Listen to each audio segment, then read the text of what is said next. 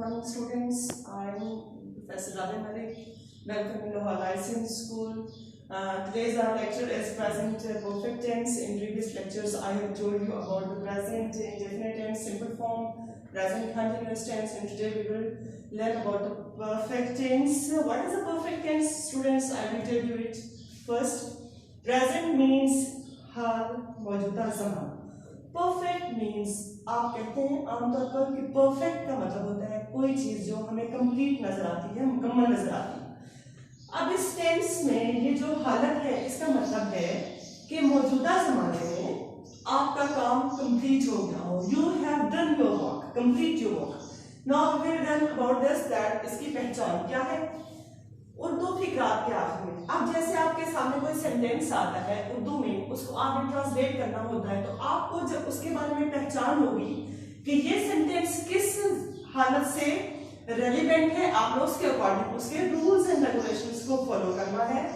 उर्दू फिक्रात के आखिर में चुका हूं यानी काम आप कर चुके हैं, चुकी है. अगर कोई गर्ल है या उसके हवाले से आप बात कर सकते हैं, मदर है आपकी, सिस्टर कर चुकी है और चुके हैं ज्यादा सारे लोग जो काम कर चुके हैं. अब इस जमाने में काम मुकम्मल हो जाता है, इस जमाने में उसके आखिर में ये कंडीशंस टर्म्स होती हैं जिसको आपने फॉलो करना होता है. अब इसकी हम एग्जांपल्स कैसे लेंगे, पहले मैं आपको इसकी पहचान बताऊं. इंग्लिश में ये आपने उर्दू में पढ़ा कि उर्दू में इसकी ये पहचान है. अब इसको इंग्लिश में आप कैसे आपको पता चलेगा वो कौन से रूल्स हैं, वो कौन सी बातें हैं.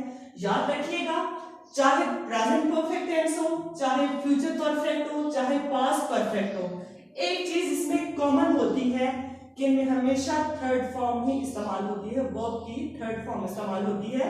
इसीलिए तीनों परफेक्ट कंडीशंस में, तीनों परफेक्ट टेंसेस में आपने एक चीज जो कॉमन टर्म करनी है कि थर्ड फॉर्म ही इस्तेमाल होगी. अब इसमें हमने क्या करना है, सब्जेक्ट लगाना है. सब्जेक्ट किसे कहते हैं, वो जो काम करने वाला होता है. We call that person subject. Subject mean he, she, it, I, we, you, they. I have told you several times in previous lectures. उसके बाद हम helping verb लगाते हैं. Then we will add verb की third form. अब मैंने पहले भी आपको डिफाइन किया कि perfect में चाहे perfect आपको कहीं भी नजर आए, present में नजर आए, past में नजर आए, future में नजर आए, आपने third form इस्तेमाल करनी है. इसमें जो कॉमन चीज है जो आपने ज़हन में रखना है वो ये है कि we will use the plurals have. What are the plurals?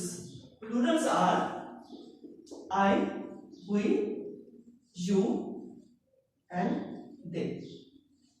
These are the plurals. Singular कौन से होते हैं, he, she, it. और कोई नेम भी हो सकता है जैसे शकीला, राबिया, अजहर, कोई भी नेम आप ले सकते हैं, उसको आप उसके साथ आपने हैज का इस्तेमाल करना है. नेक्स्ट देखते हैं कि अब इसकी हमने एग्जांपल्स देखनी है. मैं खाना खा चुका हूं. मैं की इंग्लिश क्या होती है, आई. अब आई के साथ हम चेक करेंगे कि हमने प्लूरल है आई तो उसके साथ क्या लगाना है, हैव लगाना है. आई हैव आपने हेल्पिंग वर्ब का यूज करना है. और ईट की third form eaten. I have eaten. खाना फूड भी ले सकते हैं, मील भी ले सकते हैं, आप इसमें एडिशन कर सकते हैं, चेंज कर सकते हैं अल्टरनेट वर्ड्स. अच्छा, एक फर्क जो मैंने पहले भी आपको बताया, यहां इस बात को गौर करें और यहां इस चीज को गौर करें. मैंने यहाँ पे जस्ट डॉट लगाया है और यहाँ पे मैंने थोड़ा सा इसको लेंथ दी है. तो ये याद रखें, उर्दू और इंग्लिश फिक्रात में इन चीजों का ख्याल रखें. जो पंचुएशन में शुमार होती हैं इसके सेपरेट मार्क्स होते हैं. अगर आपने पंचुएशन मार्क्स का ख्याल नहीं रखा तो आपके नंबर माइनस हो जाते हैं. ये आपके पेपर में राउंड अबाउट 5 to 10 मिनट्स के 5 to 10 जो है इसमें आपके मार्क्स शामिल होते हैं. नेक्स्ट सेंटेंस आप देखते हैं कि वो कपड़े धो चुकी है. अब काम कर चुकी है, मौजूदा जमाने में कर चुकी है, तो इसकी इंग्लिश क्या होगी, वो. अब हमने यहाँ पे गौर करना है, इस सब्जेक्ट को देखते हुए यहाँ पे गौर करना है. धो चुकी है तो इसका मतलब है कोई फीमेल है, वो फीमेल का ये सब्जेक्ट है, इसकी इंग्लिश क्या होगी, वो शी. अब इसके बाद हमें हेल्पिंग वर्ब का इस्तेमाल करना है. शी चूंकि सिंगुलर है तो उसके साथ क्या लगेगा, has. She has washed third form है वॉश्ड, धोना, ये वर्ब है। वॉश्ड ईडी का हम इसमें इस्तेमाल करेंगे। शी हैज वॉश्ड क्लॉथ्स, वो कपड़े धो चुकी है। ये देखें इस सेंटेंस के बिल्कुल अकॉर्डिंग।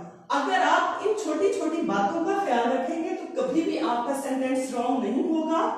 यानी वो को आप देखते हुए यहाँ वो का मतलब ही भी हो सकता है, लेकिन जब हम सेंटेंस को कंप्लीटली रीड करते हैं तो हमें पता चलता है कि ये कोई फीमेल है, वो कपड़े धो चुकी है। अब यहाँ पे आपने गौर करना है, अगर यहाँ पे होता वो कपड़े धो चुका है तो हम यहाँ पे शी की बजाय ही लगाते। अच्छा, एक बात जो ज़ेरे गौर, I have told you several times, आपने फर्स्ट लेटर कैपिटल इस्तेमाल करना है, कभी भी आपने यहाँ पे स्मॉल लेटर नहीं इस्तेमाल करना। वो स्कूल जा चुका है, वो, अब इसको हमने यहाँ भी वो था, यहाँ भी वो है। स्कूल जा चुका है से मुराद कोई मेल पर्सन है तो उसके लिए हमारे पास सब्जेक्ट क्या होता है, ही। ही के साथ हम क्या इस्तेमाल करते हैं, सिंगुलर ही है तो उसके साथ हम हैज का इस्तेमाल करते हैं, हेल्पिंग वर्ब। याद रखना इस चीज को हमें लर्न करना है प्रॉपर। सब्जेक्ट के बाद हेल्पिंग वर्ब इस्तेमाल होगा।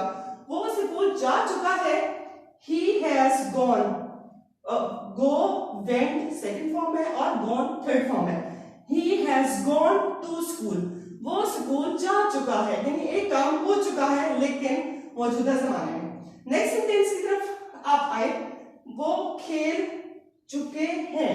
अब चुके हैं तो बहुत सारे लोग हैं, तो इसका मतलब है ये क्या होगा, प्लूरल है हमारे पास, और हम क्या इस्तेमाल करेंगे, वो चुके हैं, वो के लिए हम दे इस्तेमाल करते हैं। वो खेल चुके हैं, दे। अब देखें, मजीद गौर करें, खेल चुके हैं तो वो आपने प्लूरल के साथ कौन सा हेल्पिंग वर्ब इस्तेमाल करना है, हैव। दे हैव प्लेड, वो खेल चुके हैं, काम खत्म हो चुका लेकिन मौजूदा जमाने में। Dear students, hopeful that you have understand. You have to write these sentences.